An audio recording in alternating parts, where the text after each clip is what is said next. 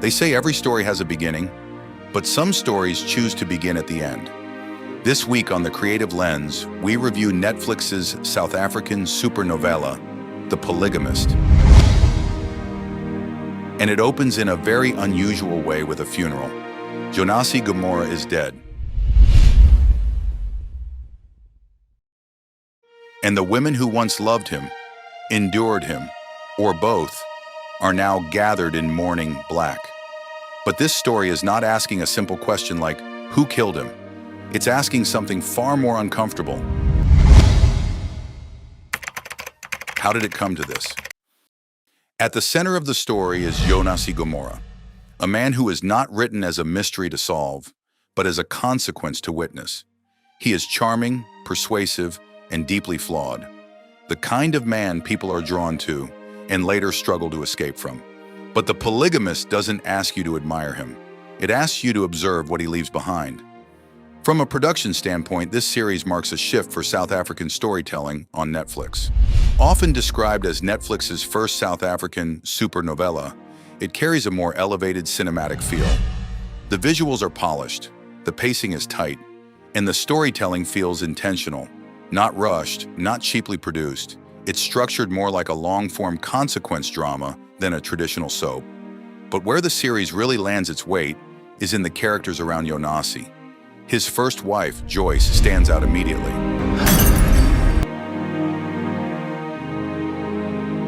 She is not written as just a victim or a background figure. She is formidable, strategic, controlled. She understands something early in the story, that in a system like this, survival sometimes looks like control, even if it comes at a personal cost. And yet, emotionally, you still feel the cracks underneath her strength, because control is not the same as peace.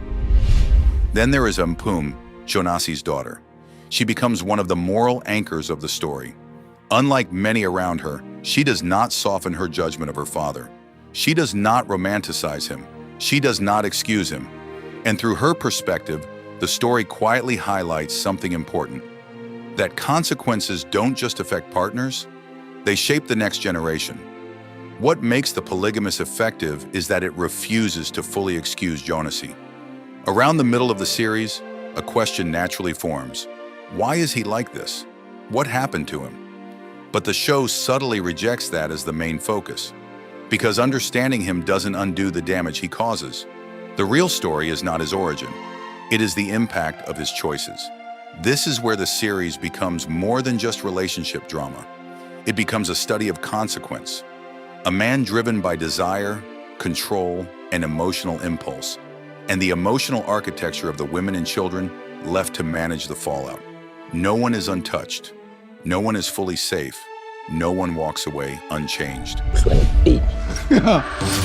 There's also been conversation around the intimacy scenes in the series.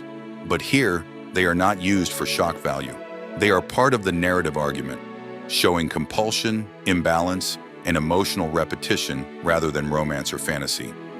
And the show is very clear about one thing. This is not a celebration of polygamy. It is an interrogation of it. Pacing-wise, the series benefits from short, bingeable episodes. It moves quickly, without unnecessary filler. That decision keeps the emotional tension active. There's no long escape from consequences. Everything keeps unfolding. It's the kind of show many viewers can finish in a day or two. Not because it's light, but because it pulls you forward. Final verdict, The Creative Lens. So where does The Polygamist land? It is not perfect.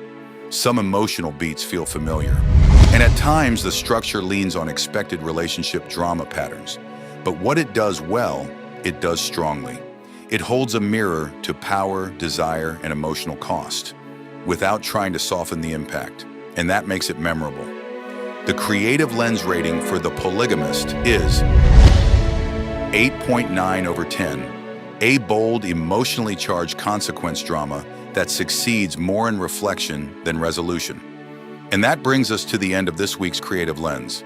If you've seen The Polygamist, what do you think? Is this a story about a man or about the system that allowed him? Don't forget to like, share, and subscribe. Until next time, keep watching, keep questioning, and keep your lens sharp.